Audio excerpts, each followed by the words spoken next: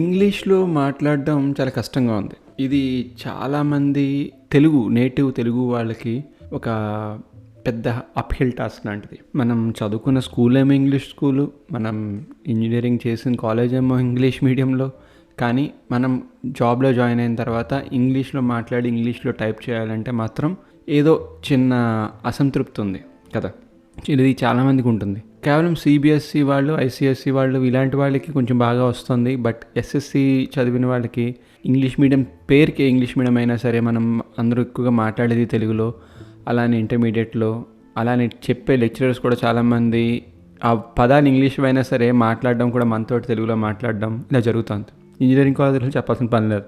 అసలు ఇంగ్లీష్లోనే ఎవరు మాట్లాడరు, చాలా తక్కువ మంది. ఒకరిద్దరు మాట్లాడితే ఇటు కొంచెం ఎక్స్ట్రాలు చేస్తున్నాడు రోయ్ అని అనుకునే బ్యాచ్ వాళ్ళు ఎక్కువ మంది ఉంటారు, కానీ మాట్లాడే వాళ్ళు తక్కువే ఉంటారు. అలాంటి వాళ్ళతో మాట్లాడే వాళ్ళు ఎక్కువ ఉంటారు, ఇంగ్లీష్లో మాట్లాడుకునేవారు. అలాంటి వాళ్ళు మనతో మాట్లాడరు, ఎందుకంటే మనం తెలుగులో మాట్లాడతాం, వాళ్ళు ఇంగ్లీష్లో మాట్లాడతాం, మనం కమ్మగడతాం. అందుకని వాళ్ళు మన నుంచి కొంచెం దూరంగానే ఉంటారు. కానీ మనం ఉద్యోగంలో జాయిన్ అయిన తర్వాత మన క్లయింట్తో మాట్లాడాలన్నా, ఒక ఈమెయిల్ పెట్టాలన్నా, వేరే స్టేట్లకు వెళ్ళి ఉద్యోగం చేసి మనము కరెక్ట్గా ఇంగ్లీష్ మాట్లాడలేకపోతున్నాం. అక్కడికి వెళ్ళి ఇంగ్లీష్ మాట్లాడాల్సిన పరిస్థితి వస్తుంది మనకి, కానీ మాట్లాడలేకపోతున్నాం. ఇదే పరిస్థితి నాకు ఇంజనీరింగ్ తర్వాత నేను చెన్నైలో ఉద్యోగానికి వెళ్ళినప్పుడు, బెంగళూరులో ఉద్యోగానికి వెళ్ళినప్పుడు నాకు తెలిసింది. ఏంటంటే అందరూ వేరే స్టేట్ల నుంచి వచ్చారు. అందుకని మా హెచ్ఆర్ ఏం చెప్పాడంటే, ప్రతి ఒక్కడు 2 నిమిషాలు ఇంగ్లీష్లో మాట్లాడాలి అన్నాడు. ఒక చీటీ రాసి అందులో ఉన్న టాపిక్లో మాట్లాడాలని చెప్పాడు. నాకు వచ్చిన టాపిక్ ఏమో ఫోన్ గురించి 2 నిమిషాలు మాట్లాడమన్నాడు. 2 నిమిషాలు మనం నిజం చెప్పాలంటే పర్లేదు 2 నిమిషాలే కదా అనుకుంటాం. కానీ నిజంగా నువ్వు మాట్లాడడం మొదలు పెడితే, ఇప్పుడు కరెక్ట్గా నేను ఈ పాడ్కాస్ట్ స్టార్ట్ చేసి ఈ ఎపిసోడ్ 2 మినిట్స్ ఇప్పుడు అయింది. సో ఇది చాలా డిఫికల్ట్. 2 మినిట్స్ నువ్వు ఫోన్ గురించి, అది అందరికీ తెలిసిన టాపిక్ గురించి నువ్వు 2 మినిట్స్ మాట్లాడాలి అని చెప్తే, ఏం మాట్లాడతాను బాబు, అది ఇంగ్లీష్లో అంటున్నాడు. సరే నార్మల్ డైలీ మాట్లాడుకునేది చెప్పేయచ్చు, వర్క్ రిలేటెడ్ అయితే. కానీ వీడు ఫోన్ గురించి 2 నిమిషాలు మాట్లాడమంటున్నాడు, ఏం మాట్లాడాలిరా బాబు, అది ఇంగ్లీష్లోనూ అంటున్నాడు అని చెప్పి నేను వెళ్ళి ఇంకో చీటీ అని తీసుకుంటాను, ఇది మరి ఫోన్ అని ఉందంటే వాడేమో నో నీకు వచ్చింది, సో నువ్వు ఇది ట్రై చేయి, నీకు ఇంకా రాకపోతే రేపు వచ్చి మాట్లాడదాం దాని గురించి అన్నాడు. ఇలా ఫిట్టింగ్ పెట్టాడేంట్రా బాబు అని చెప్పేసి ఊరుకున్నాను. నెక్స్ట్ డే వెళ్ళినప్పుడు అడిగాడు, are you okay with this topic అన్నాడు. సరే ఓకే అన్నాను నేను, ఎందుకంటే నాకు ఐడియా వచ్చింది ఏం మాట్లాడాలనేది. తర్వాత నేను ఇంకో 2 డేస్లో ఆ మీటింగ్ పెట్టినప్పుడు మొత్తం 15 మంది అనుకుంది ఉన్నారు మొత్తం ఆ టీంలో. అందరం కలిసి మీటింగ్ రూమ్ బుక్ చేసుకుని అందులో ఉంటే నా టర్న్ వచ్చింది. 2 మినిట్స్ ఇంగ్లీష్ గురిలో ఫోన్ గురించి మాట్లాడాలంటే. నేను ఫోన్ గురించి ఏం మాట్లాడాను అని చాలామంది ఆ మీటింగ్ మిస్ అయిన వాళ్ళు రిగ్రెట్ అయ్యారు ఆ మీటింగ్లో లేనందుకు. ఎందుకంటే నేను ఒక అద్భుతమైన స్టోరీ చెప్పాను ఫోన్ గురించి. నేను ఆ రోజు ఐ థింక్ 4 మినిట్స్ 5 మినిట్స్ మాట్లాడాను మొత్తం ఆగకుండా. ఒక కథ చెప్పాను వాళ్ళకి ఫోన్ గురించి. నాకు ఇంటర్మీడియట్లో నా ఫ్రెండ్స్ మధ్యన జరిగిన ఒక స్టోరీ, ఫోన్ గురించి ఒక ఇన్సిడెంట్ నేను మొత్తం చెప్పేసరికి వాళ్ళు అలాగా నేను కొంతమంది చూస్తున్నాను, వాళ్ళు అలా స్టన్ అయిపోయి వింటున్నారు ఆ కథని. ఎందుకంటే అది ఒక కథ నిజంగా జరిగింది మాకు ఇంటర్మీడియట్లో ఫోన్ గురించి. ఒక అమ్మాయి మాకు ఫోన్ చేసేది, మేము క్యారమ్స్ ఆడుతూ ఉండేవాళ్ళం నా ఫ్రెండ్ వాళ్ళ ఇంట్లో. వాడి పేరు కిరణ్. ప్రతిరోజు వాడికి ఫోన్ వచ్చేది సాయంత్రం అయితే 6:37కి. ఈ అమ్మాయి ఎవరో తెలియదు, కానీ హాయ్ కిరణ్, హే కిరణ్ అని మాట్లాడుతుంటే మేము 4-5 ఫ్రెండ్స్ అక్కడ ఉన్నప్పుడు ఎవర్రా ఈ అమ్మాయి అసలు అని చెప్పి ఒకరి తర్వాత ఒకరు ఫోన్ టర్న్స్ తీసుకుని ఆ ఫోన్ మాటలు వినడం, ఆ తర్వాత ఎవరిదో పేరు అనుకోవడం, వాళ్ళది కాకపోవడం, ఇలాగా 3-4 రోజులు గడిచింది.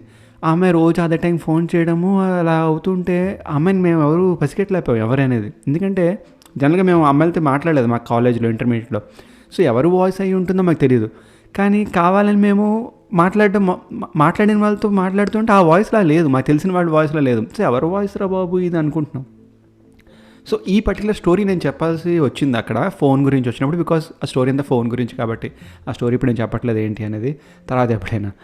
సో ఆ రోజు నేను ఇంగ్లీష్లో మాట్లాడేసరికి, అంటే జనరల్గా వర్క్ రిలేటెడ్ కాకుండా జనరల్ టాపిక్ గురించి మాట్లాడేసరికి అందరికీ ఆ స్టోరీ చాలా బాగా నచ్చింది. అప్పుడు హెచ్ఆర్ నాకు తర్వాత వచ్చి, అంత షాక్ అయిపోయావు, ఫోన్ వచ్చింది, ఫోన్ గురించి నువ్వేం మాట్లాడతావు అనేసి, ఇంత అద్భుతమైన కథ చెప్పావు అది ఇది అంటే, నేను కూడా అవును అలా కుదిరింది అని చెప్పేసి వెళ్ళిపోయాను.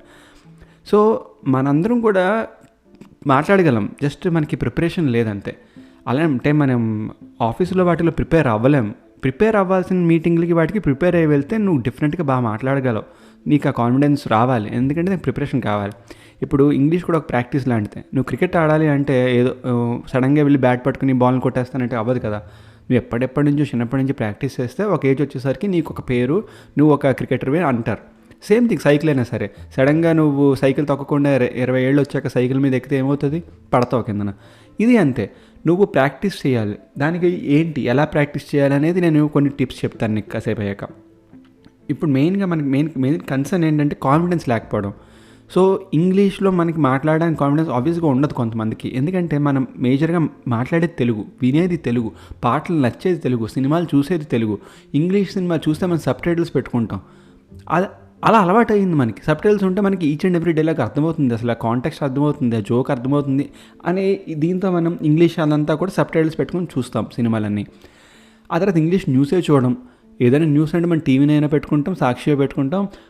వాడు మాట్లాడే చిల్లర ఇంగ్లీషు, ఆ పర్టికులర్ వర్డ్స్, ఆ ప్రొనౌన్సియేషన్లు అవే మనం వింటాం.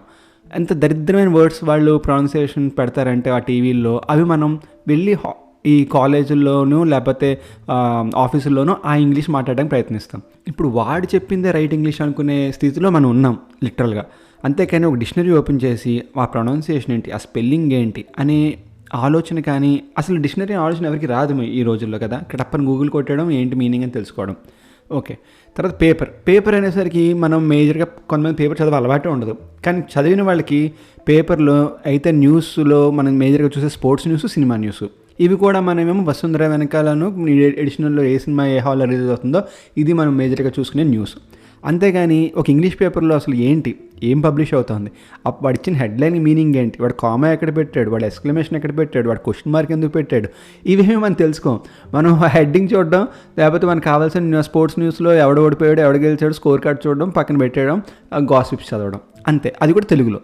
నిజంగా నీకు ఇంగ్లీష్ ఇంప్రూవ్ చేసుకోవాలని ఉంటే నేను చెప్పే ఫస్ట్ సజెషను, నువ్వు ఏదైతే ఇప్పటిదాకా తెలుగులో చేస్తున్నావో అదంతా ఇంగ్లీష్లో చేయి. అంటే నీ న్యూస్ పేపర్ ఏదైతే నువ్వు తెలుగులో చదువుతున్నావో అది ఇంగ్లీష్లో చదువు, ఇంగ్లీష్ న్యూస్ పేపరే చదువు.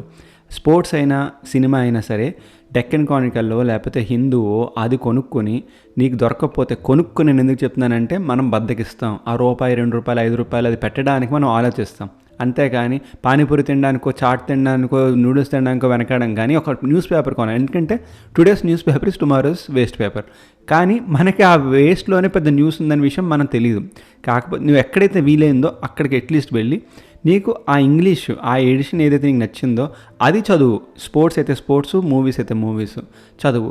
లైన్ బై లైన్ చదువు, టైం తీసుకుని చదువు. ఒక 10 నిమిషాల్లో నీ జీవితం ఏమీ అయిపోదు టపటపడ చదివేసి పక్కన పెట్టేయడానికి, కాంటెక్స్ట్ తెలుసుకుని మొత్తం పేపర్ మూసేయడానికి.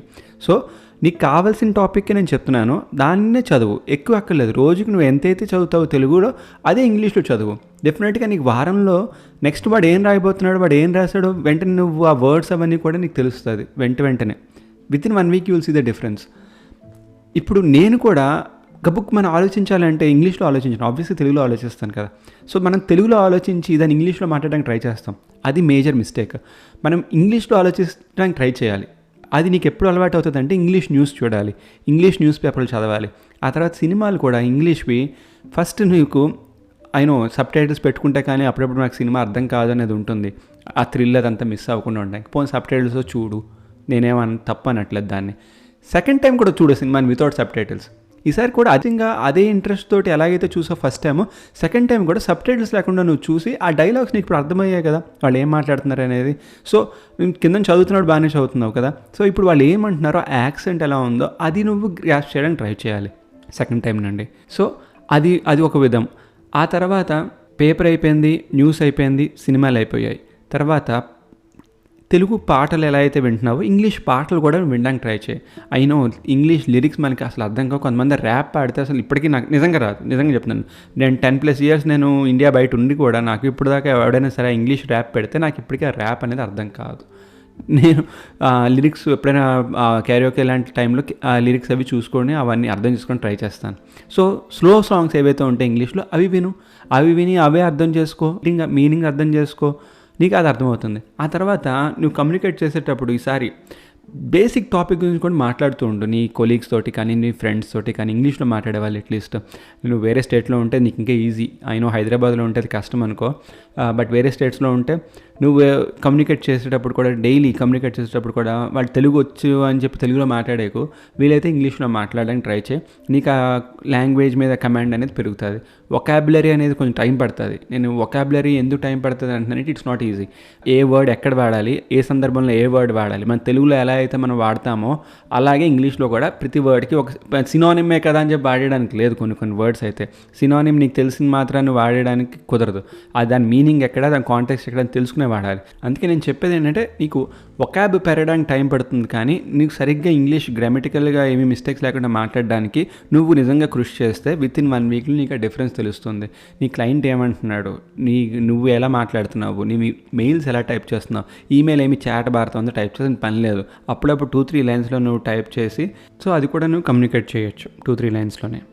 సో ఈ విధంగా ఫస్ట్ ఆఫ్ ఆల్ భయం ఉండకూడదు. అడే వాడు మాట్లాడేస్తున్నాడు, అది ఎలాగా నేను ఆన్సర్ చేయగలనా లేదా అనేది ఫస్ట్ రిహార్సల్ చేసుకోవాలి. ఏదైనా సరే నువ్వు మాట్లాడేది ఏదైనా సరే నీ మనసులో 1-2 సార్లు అనుకో, ఇలా చెప్పాలా అలా చెప్పాలా అని.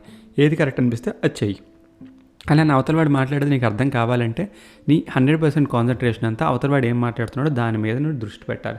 అంతేకాని వాడు ఏదో మాట్లాడుతున్నాడు కదా, లాస్ట్లో ఒక వర్డ్ అన్నాడు దాన్ని పట్టుకుని మనం కదలేద్దాం అనేది నీకు ఇక్కడ కుదరదు. ఆఫీసుల్లో వాటిల్లో మొత్తం తెలుసుకుంటేనే నువ్వు సరిగ్గా ఆన్సర్ ఇవ్వగలవు.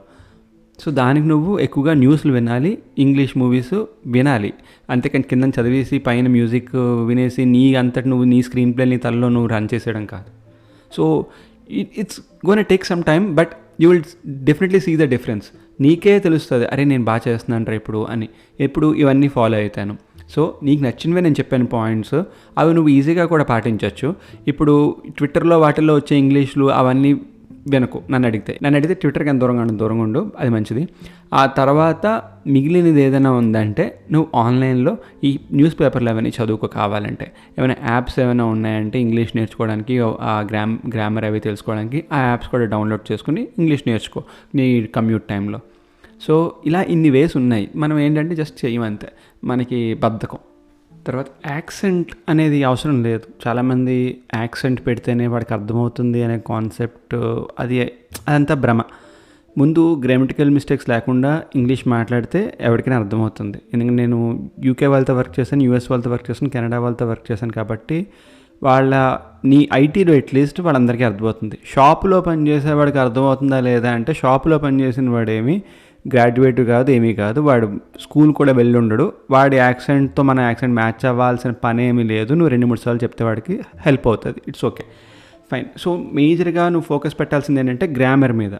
వొకాబ్ గురించి నేను ఇందాక చెప్పాను కదా, తర్వాత వస్తుంది నెమ్మదిగా, బట్ ఫస్ట్ గ్రామర్ మీద నువ్వు దృష్టి పెడితే ఆబ్వియస్లీ యూ విల్ షైన్.